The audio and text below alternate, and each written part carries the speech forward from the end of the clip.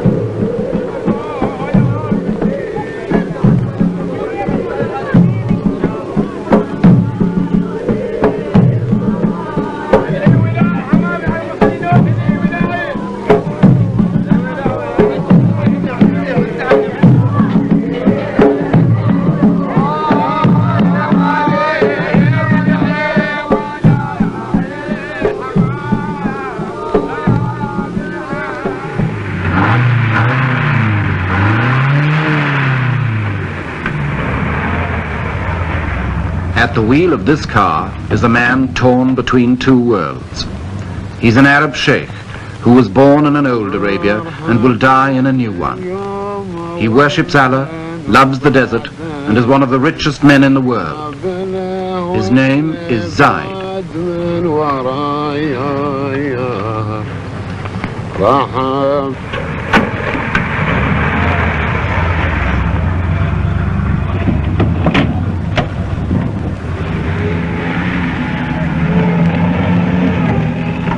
Zaid rules a little kingdom in Arabia called Abu Dhabi. 20,000 people in a stretch of sand and salt flats about half the size of Denmark. To the tribesmen who follow him everywhere, he's the undisputed boss.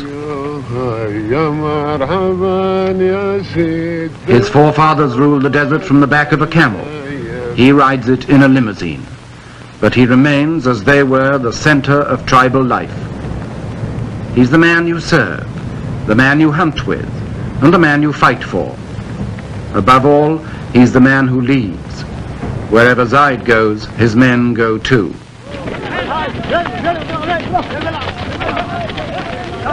Those who don't travel with Zaid come out of the desert to greet him. They all owe their loyalty to him, and they all expect rewards from him.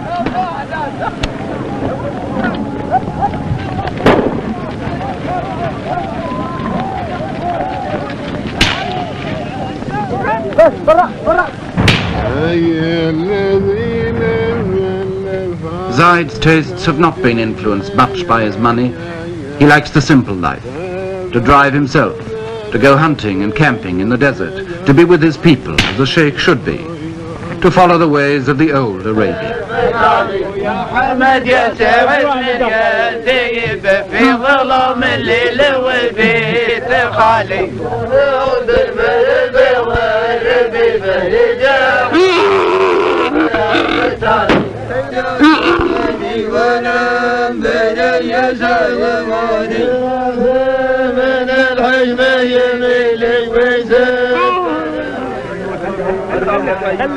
Five or 6 years ago, the people of Abu Dhabi were sunk in the poverty of 1,000 years or more. The 20th century had passed them by. Today, their ruler, Zaid, is one of Arabia's nouveau riche, who's acquired overnight a fortune from oil. His income could give $5,000 a year to every man, woman and child in the place, enough to make Zaid a multimillionaire. Superficially, the old customs are unchanged. The tent goes up as it always did. The food is prepared as simply as before.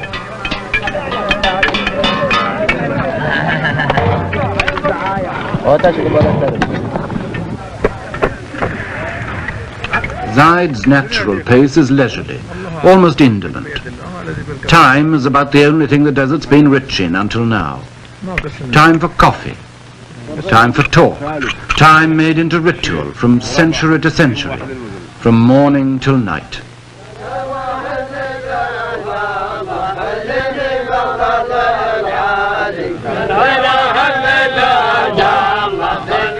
These girls will swing their hair, and these men will chant hour after hour. In the desert, there's no rush. At least, that's how it used to be. But Zaid, with his money, has begun to learn better.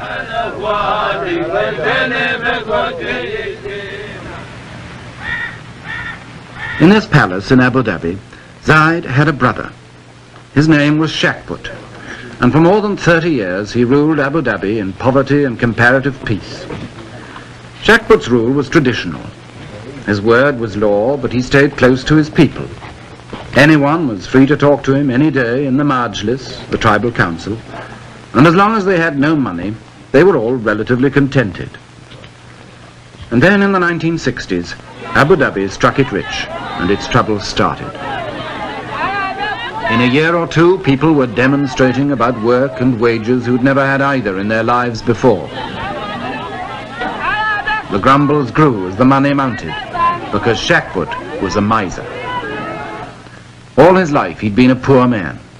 Now that he was rich, the skinflint habits stuck. And like a man who's won first prize in a lottery, he found his money made few friends.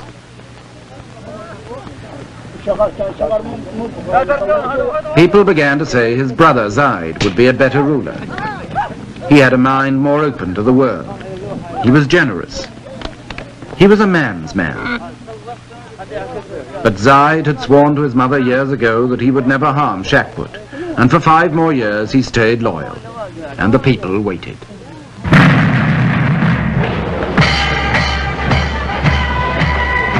The oil flowed. The money poured in, but Shakput wouldn't spend it. He was paralyzed by habit, suspicion, and downright fear. He knew the harsh old world of Arabia. He couldn't meet the challenge of the rich new one.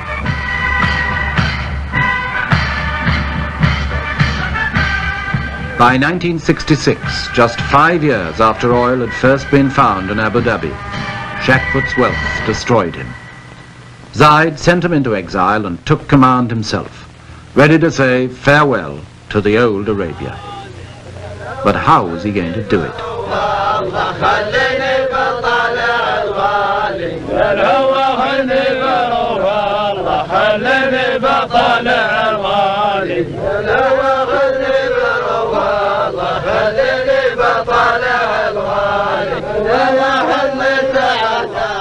Even with a new ruler, the old life still goes on. A timeless, patient life, dominated by the desert and the unforgiving sun.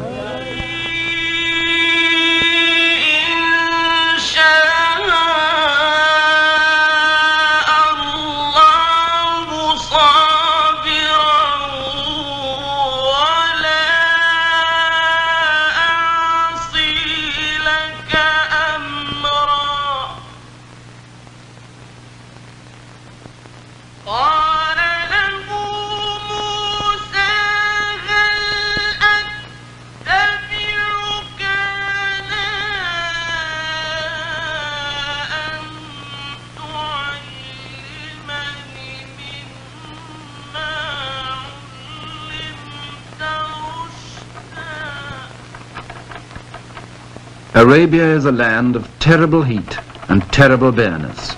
A tract of desert as big as Western Europe, practically untouched by the world until a few years ago.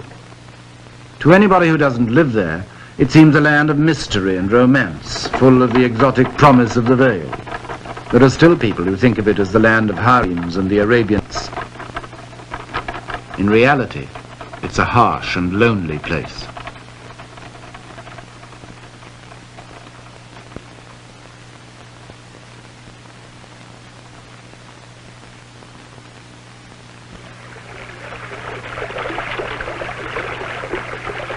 Only water makes Arabia bearable. Where there's water, there's life. Water is so important that the Arabian oasis became the direct inspiration of the Muslim idea of heaven. And no wonder, when you come to the cool shade of the date gardens after the heat and emptiness of the desert, the oasis seems literally heavenly, a place of pure pleasure.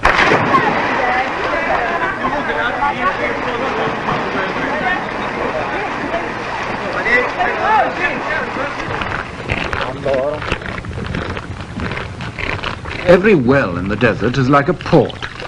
The camel caravans cross the desert like ships cross the sea.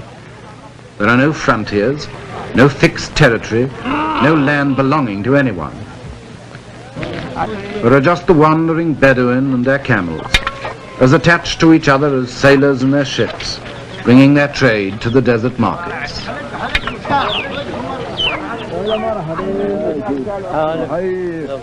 It's a hard life in Arabia, and it breeds hard men, but it's as perfectly adjusted now to the hard land it's lived in as it was in the days of Abraham, the father of all the tribes. There's still a sort of biblical rhythm about it. If you want to know what the loaves looked like in the Bible parable, here they are, baking in Arabia today just as they did 2,000 years ago on the shores of Galilee. And I don't suppose the fish have changed much either.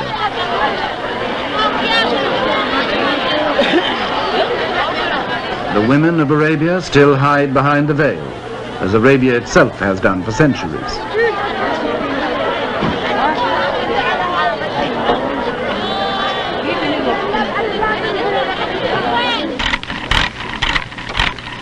Around the coasts, the Arab boats are made today by hand and eye and ancient equipment, much as they were when the spice trade and the slave trade kept them busy from China to the shores of Africa.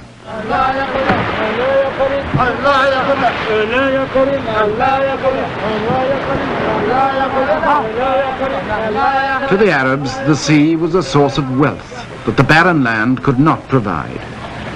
Fishing, pearling, trading, smuggling, and especially piracy. Arab sailors in the Indian Ocean and the Persian Gulf preyed on the ships of Europe in the Indian trade. In the end, their piracy was their downfall. With a few naval sloops and some of the queerest treaties ever devised by man, the British Empire imposed on 2/3 of Arabia's coast the thin red line of peace.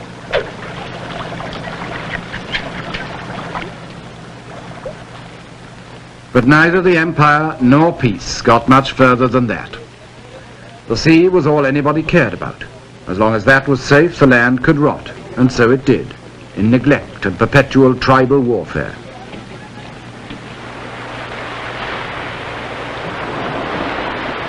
Beyond the coast, most of Arabia lay untouched until 20 years ago.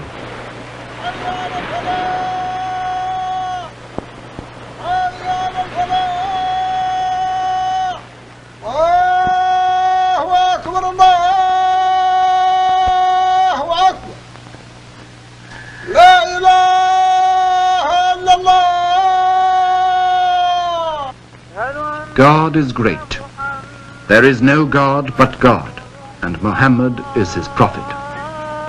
The religion of Arabia, by tradition, is as forbidding as the land. It's nearly 14 centuries since Arabia was the birthplace of Islam, but it's still the home of the most devoted of all the followers of Muhammad.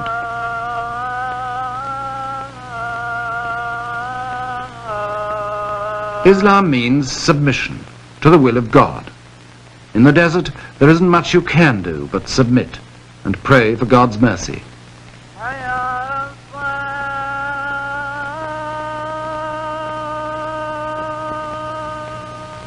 Submission makes everyone equal. A ruler like Zaid is no different from other men in the sight of God. He submits like them, and wherever he is, he prays like them, and with them too. Allahu Akbar. Assalamu alaikum wa rahmatullah. Assalamu alaikum wa rahmatullah. The Prophet decreed that the faithful must pray 5 times a day, from dawn to dusk.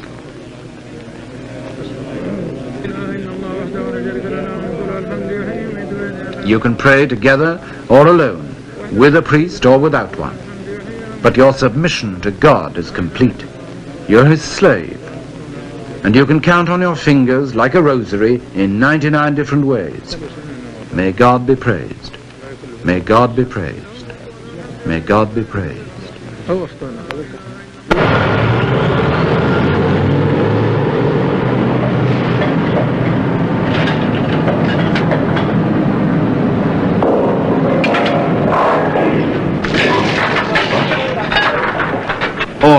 has ended the centuries of Arabian isolation. Oil means money.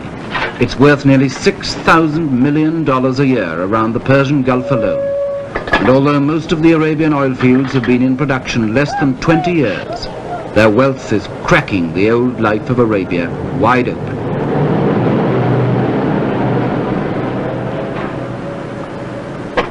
To most of us, oil may be just the stuff that drives the car. To Arabia, it's a revolution. There isn't a thing it leaves untouched.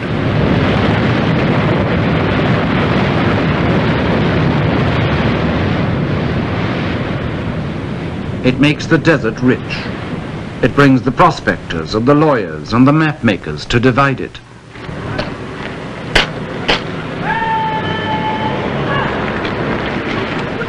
For the first time in history, oil brings soldiers to enforce peace inside Arabia. Frontiers need soldiers to patrol them.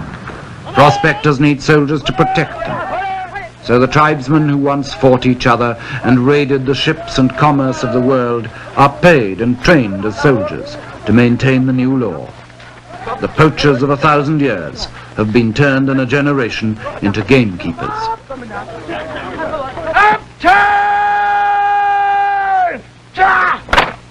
تمام من اليسار أديتان تام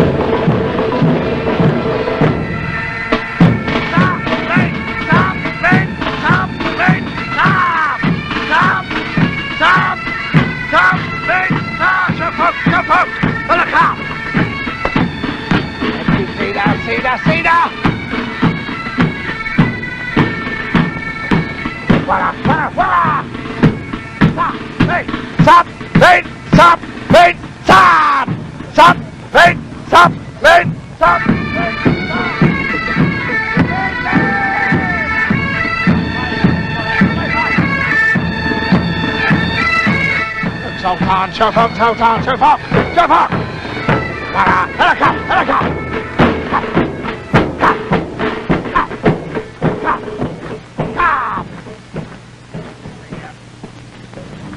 Sir. 245, sir. 245. Money begins to make its mark everywhere.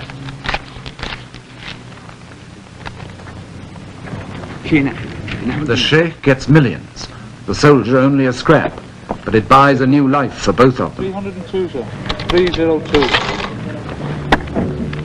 245. You attain what? Sold! Sold! Sold! Sold! Sold! Sold! Sold! Sold! Sold! Sold! Sold! Oh! Oh! Oh! Oh! Oh!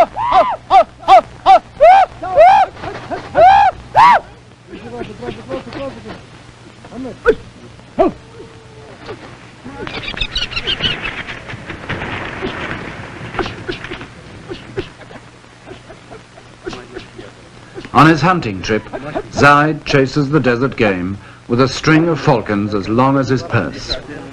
20 years ago, he'd probably have gone hunting on foot, with only a few birds to help him. Now he takes anything up to 100.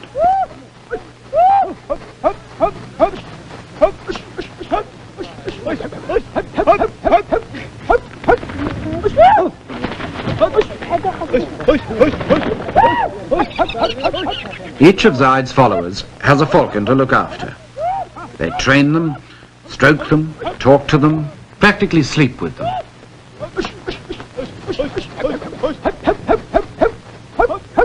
Like racehorses, they're the pampered darlings of a rich man's camp. And like racehorses, they cost big money. A good bird will fetch $600 or more, imported from Syria or Iraq. And with so much oil money in Arabia now, the price is rising every year.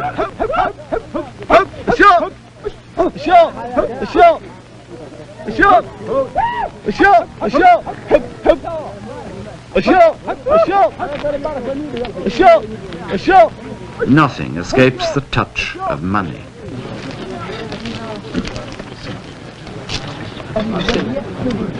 Money changes all relationships.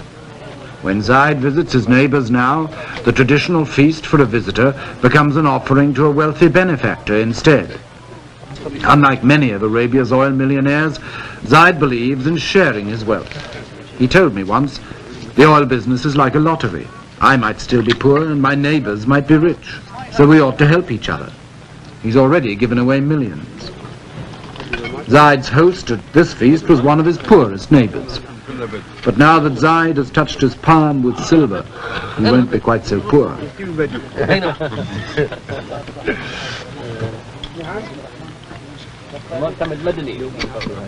The feast is traditional: goat's meat, chicken and rice. And when the VIPs are finished, the lesser men move in.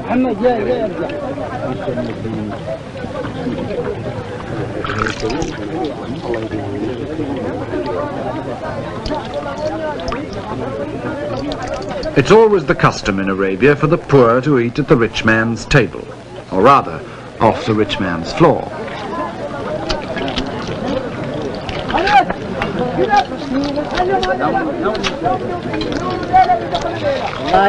When this lot are finished, there'll still be more to come, in descending order of rank and ascending order of hunger.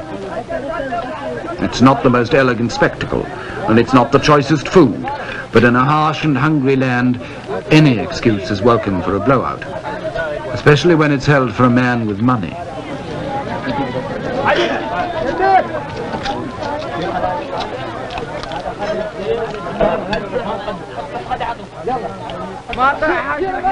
لي صفا ونزاح همي ولا باس ان قلت جرب لي القلم باهتمامه ما دام فكري سالي كل هجاس اكتب معانا ان قلتها بالتمامه معنا على ما دار قلب واحتاس. The old Arabia pulls at the heart.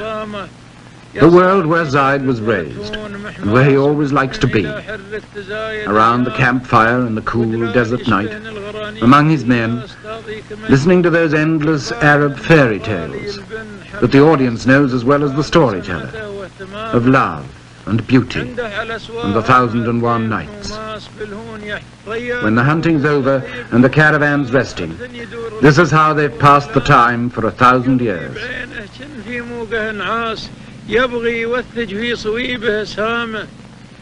This is the old and sometimes beautiful Arabia, where time is endless and patience more so.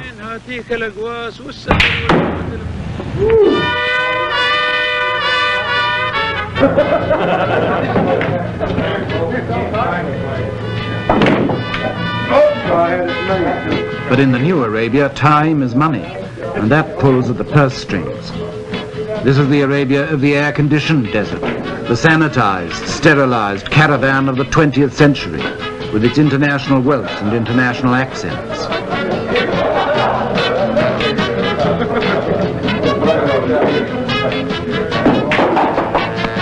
You can't play pool, let's play darts. I can play darts. For these people, the old Arabia hardly exists. The mystery and the romance, or the harshness and the poverty, it's all one in the oil company's pay packet. See you guys later. To them, Arabia is just another job.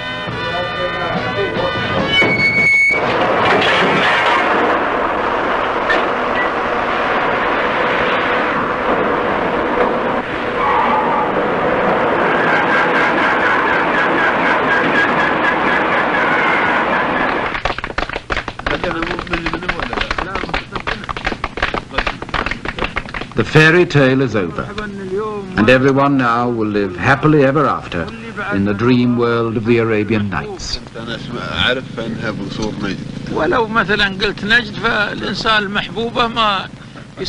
in the real world of Arabia tomorrow, it's not so easy. Not even Zaid's best friends can promise him a happy ending to his modern fairy tale that's only just begun. You can't reconcile the old life with $100 million a year, as his brother Shakbut learned. You can't even choose whether you'll have the old life or the new. God and the oil business have already chosen for you. From now on, you can only try to ride the terrible tiger of the 20th century and wonder if it will not eat you in the end.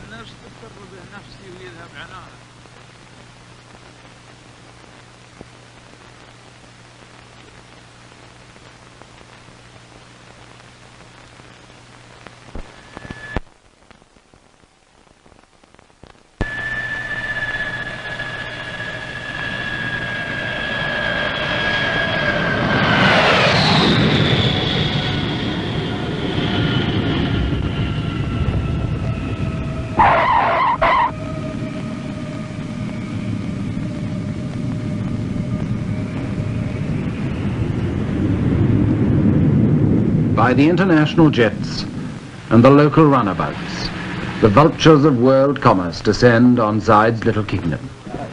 They're perfectly decent vultures, just bankers and businessmen doing their job.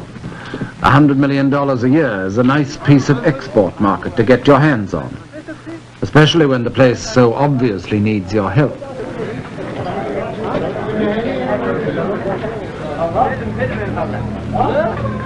Ten years ago, when I first came to Abu Dhabi, there was only one plane a week. Now there's more than one a day, and the old place can't quite cope. We've been here before. I don't know, there's been quite some improvement here in 4 years since I've been here.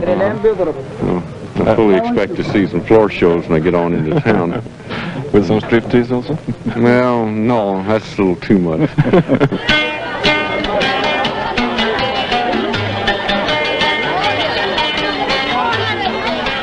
In Abu Dhabi town, at first sight, there isn't much sign of change. Shackput's static rule left the town nearly as squalid as it always had been. And some of these people hardly know yet what's going to hit them, now Zayed's ready to spend his millions. The alleys are still dark and dirty. The beggars wait patiently for the faithful Muslims to do their duty as the Prophet ordained and give them alms.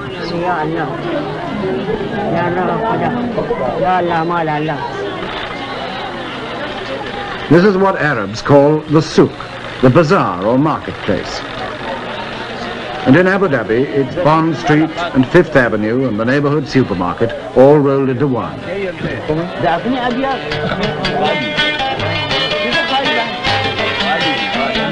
For the Arabs of the desert, it's got everything we mean by bright lights and the big city. It's not much of a place, but this is where 20,000 people are going to share Zayed's inheritance of 100 million a year.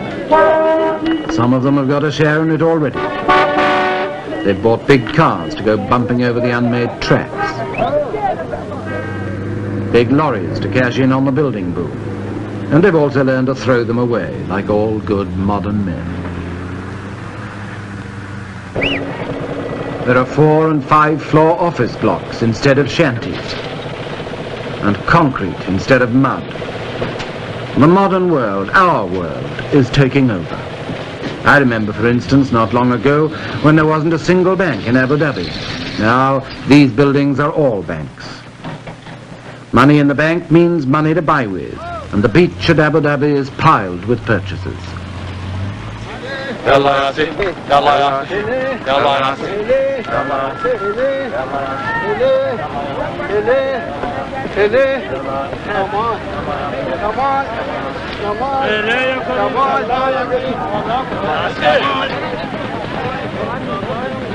Abu Dhabi was built on a sandbank, so it's never had a proper harbour.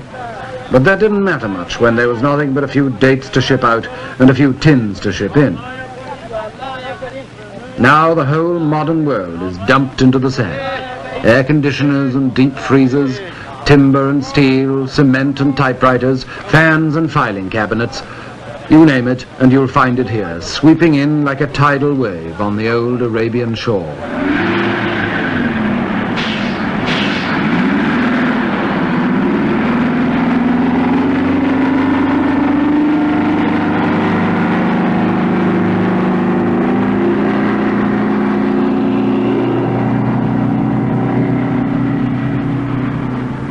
We call these construction machines. They're also weapons of destruction. They can rip up an old road or knock down an old house even faster than they can build new ones. And in Arabia now they can and do tear an old way of life to shreds before a new one is properly begun. Not that many Arabs object. In fact, most of them are only too glad to help with the destruction of their old way of life. They can see the vision of a better life in a bulldozer, and they want a piece of it.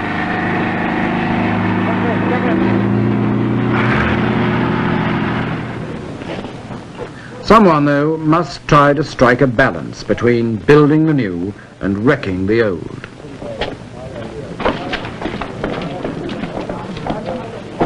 That someone is the ruler, Zayed.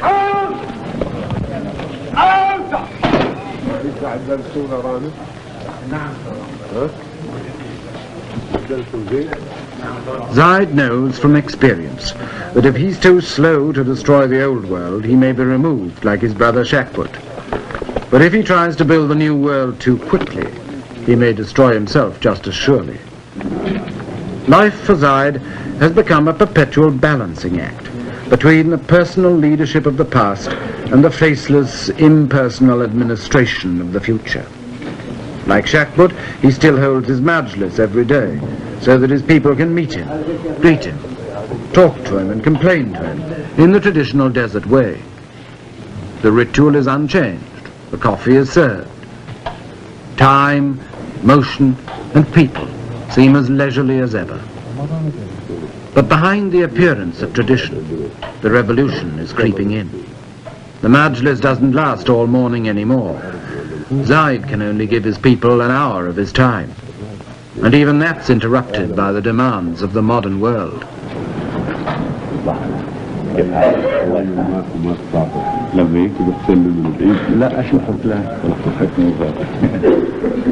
Welcome to the international businessmen. Welcome to the salesmen, to the experts, to science and high finance. Maybe welcome to the con men too, until Zaid learns to pick them from the rest.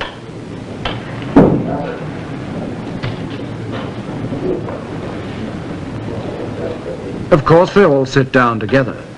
And of course they're all equal, East and West, the world and Arabia. The courtesies of the old world, mingling with the business of the new.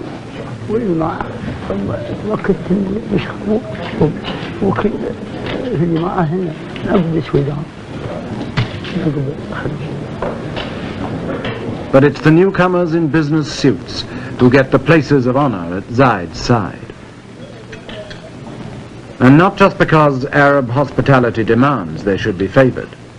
They're there because they represent power. The power to provide the people of Abu Dhabi with anything Zaid can now afford to buy.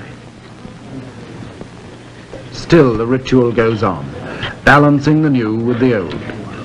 The first thing a visitor must do in Arabia is to learn patience. You can sit for hours in places like this and never do anything but ask after each other's health. All in good time and all by the will of God. Never do today what you can put off till tomorrow. Never act if you can talk instead. The tribesman with a problem comes to Zaid to sort it out. And everybody else must wait.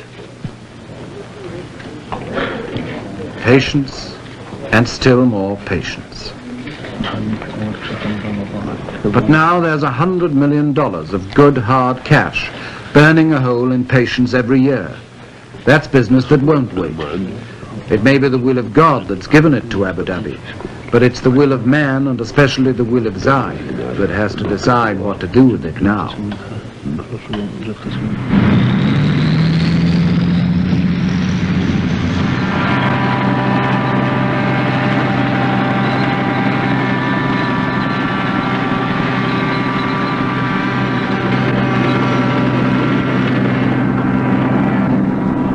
For 5 years after the oil began to flow, Abu Dhabi got nothing but piecemeal changes.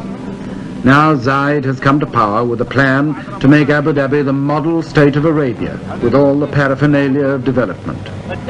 In the first few months of his rule, he awarded $70 million worth of contracts, and he's out every day to spur on the men who are making him a brand new kingdom. Concrete, and this will be going out the approximately a mile, and then the second stage, which will be done next spring or next summer, whenever Your Highness decides, would continue on out into the very deep water for the large freighters, the large ships. طال عمرك يقول هو هذا الدفن اللي انتم تكلمتوا عليه، يعني اللي طلبتوا منه الدفن هو اللي يطلع ميل واحد.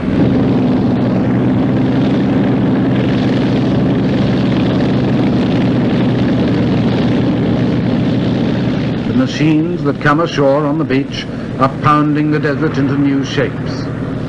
The men who descend from the aeroplanes are drafting a new world.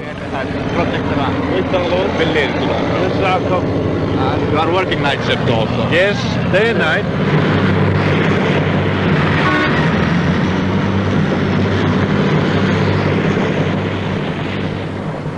It's a world where time and opportunity have changed places.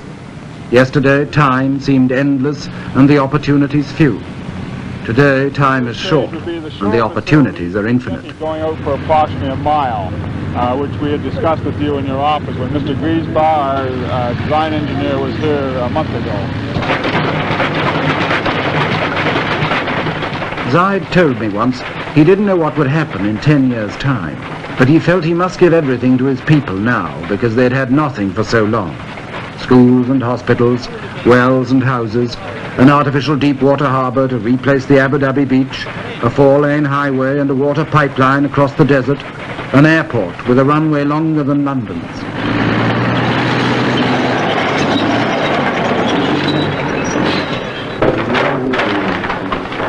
This is just the location of it. Now, you are approximately in this area here, Your Excellency, Your Highness, and as we were going down the road... Of course it'll change everything. Zaid's told me that too. The first thing to go, he said, would be the Arab's love for his camel. But what's a camel to a VC-10? Oh, he would take very easily 4 or 5 of the big VC-10s. I mean, يعني المنطقة هذه الآن تسع حوالي 5 طائرات من الطائرات الكبيرة. And of course, the smaller the DC-3s, it would take quite a few. See, one of the difficulty things that we don't know how many aircraft will be coming in here, Your Highness, and this is one of the things which you yourself will have to decide how many airlines you'll permit to come into Abu Dhabi. And this will, of course, govern the number of aircraft here at any one time. Decide. Choose. Act. Sometimes under these new imperatives, Zaid acts pretty hastily and harshly.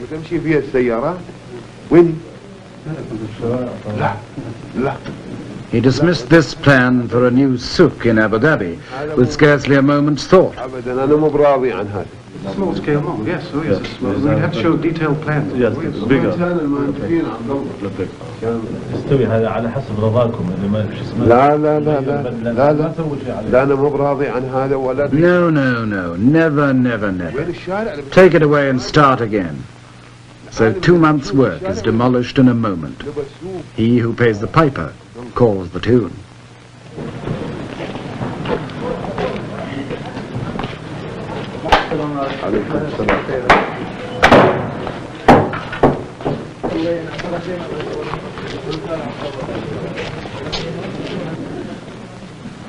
In the courtyard of Zaid's palace, the centuries slide back again.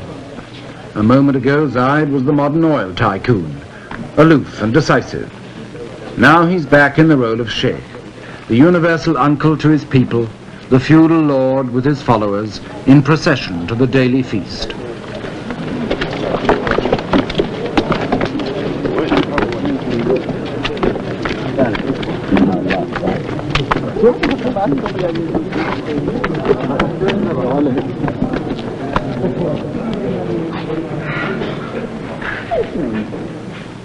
To the tribesmen of the desert, used to bread and dates in the sand, Zaid's table is a revelation.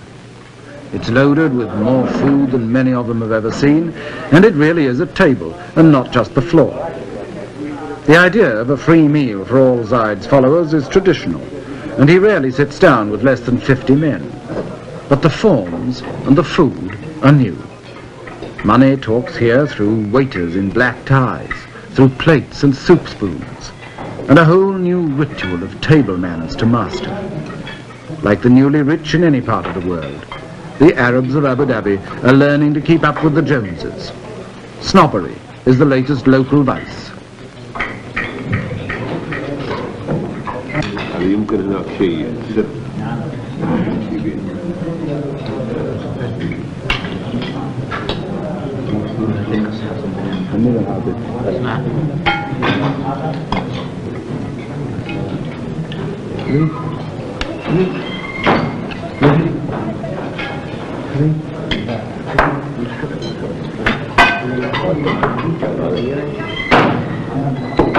These are our rulers. These are our rulers. Good.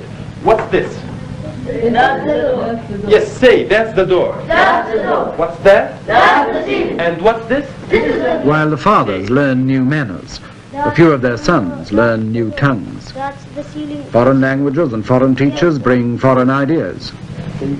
That's the ceiling, yes. That's the ceiling. Yes. This is the floor. Good. Here's a pencil. Good. Here's a ruler. There's a picture. Say it again. Good. Now all together, stand up. Yes, that's the window. Huh. That's the window. That's the door. That's the ceiling. This is the floor. Here's a pencil. Here's a ruler. There's a picture. Say it again. فإذا انشقت السماء فكانت فبأي آلاء ربكما تكذبان. But the old ways are still the only ways for most of Arabia's children. Schools like this, where the boys learn the Holy Quran by heart, haven't changed in 1,000 years. It's still the only sort of school most kids ever see, if they're lucky enough to see a school at all.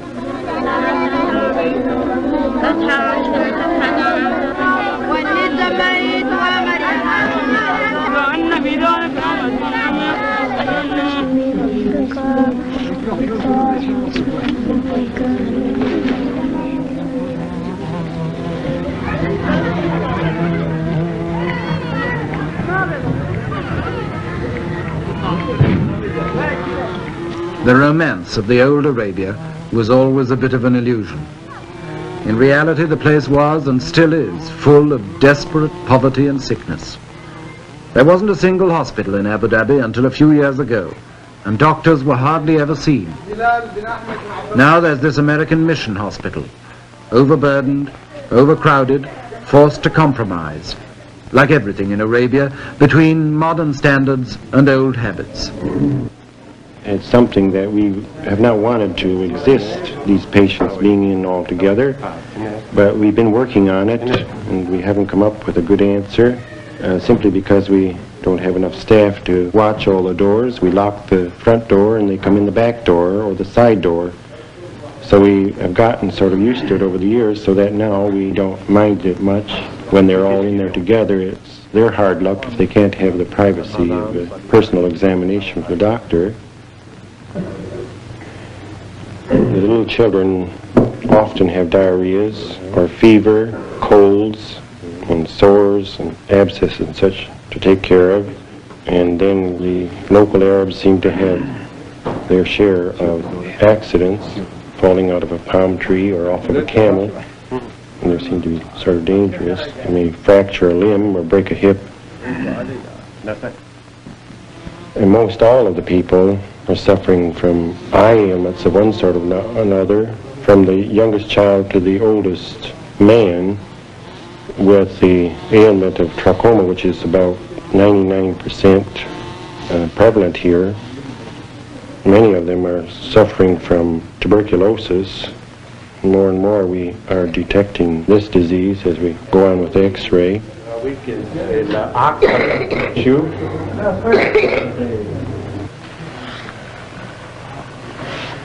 تمام هذا تمام هذا الحين نريد نرفع صدرك شوية ها ما رأيك بس من هني هم. Tradition still throws a veil around the women of Arabia that even the doctor can't quite penetrate. His examinations here are probings in the dark. وين يعرج أكثر هني شوي هني شو هذا هذا أوقل من أول وسم ذي وسم. The women are the most conservative force of all, secluded, unchanging, uneducated, and fatalistic. They accept their lot meekly, and they do their duty faithfully as the handmaidens and chattels of men. But for how much longer, when even under the thorn bush the doctor arrives with his medicine, and every jab with a syringe becomes a sort of revolution?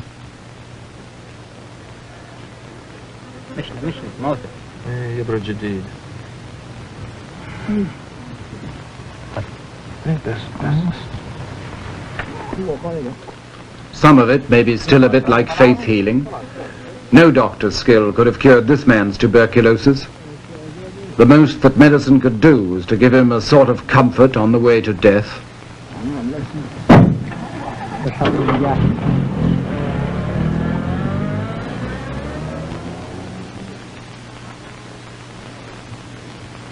But if the 20th century medicine doesn't always work, it does challenge that submission to the will of God that accepts death whenever it likes to strike.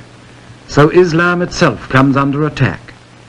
God's will always seems more flexible when you can meet it with a millionaire's money. I'll be honored to present the estimates for Abu Dhabi for the year 1967.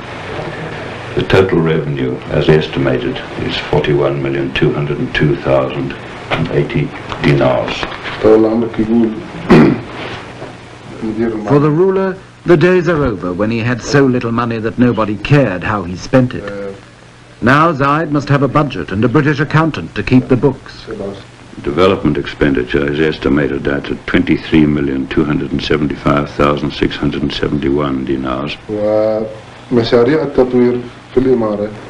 Every penny is another nail in the coffin of the old Arabia, and maybe in the life of Zaid too. Dinar. You haven't included the airport building here, the terminal building. The airport building hasn't been tendered for. It hasn't been tendered for. But this goes in the lump sum, does it? That goes in the lump sum of 10 million down here, yes. When I said that this included all the expenditure, there are things like the police, for instance, where it's impossible to get a true estimate. We have to wait the arrival of the new people to give us these estimates. I've put in 1/3 dinars for them to give them authority to spend. Outside Zaid's office, time still seems endless and patience still comes easily. His people have given up their lives to Allah. What God wills, they still accept. But the signs of dissolution are all around them, like the leisurely old world's cast-off furniture and the new office chairs that are waiting to take its place. As the offices grow, the people seem to shrink. When Zaid was simply the leader of a tribe, these men could meet him every day. Now he's the administrator of a modern state. He's forced to shut them out of his life. They can only wait while the world moves in a business suit.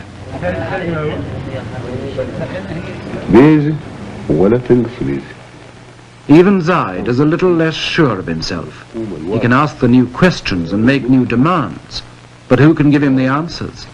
You see, His Highness, and for this year, of course, we're giving him something very approximate.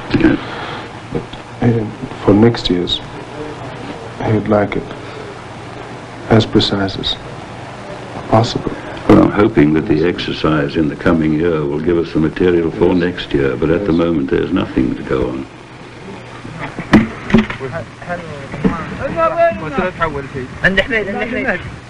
From their uncertainty about the new way of life, Zaid and his men go back to the desert as often as they can.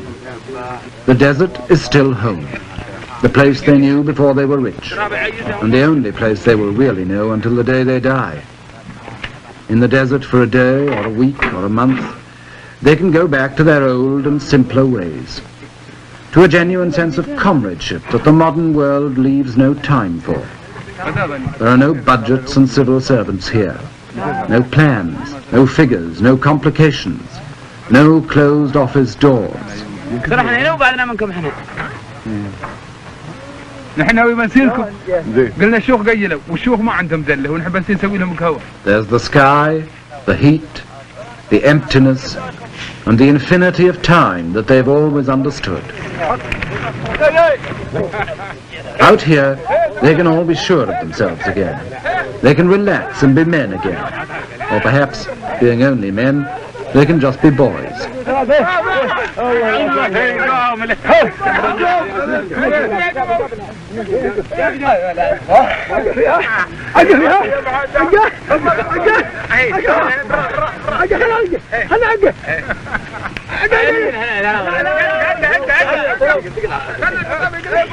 Even Zaid, the ruler, can let his hair down here and be one of the boys fighting a mock battle with his secretary.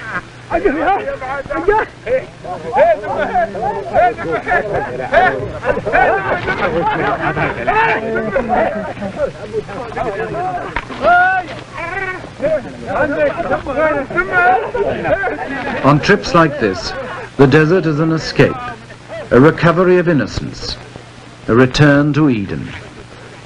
But like all escapes, it's also an illusion. The innocence is lost and will never be recaptured, because the old Arabia of isolation, hardship and tribal war in which it flourished has been swept into the world at last. The unknown land has been more than just discovered. It's been uncovered in the past 10 or 20 years and dragged naked into everybody's sight.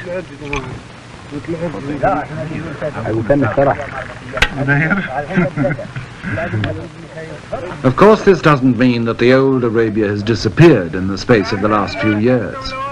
It's still a hard land that breeds a hard people.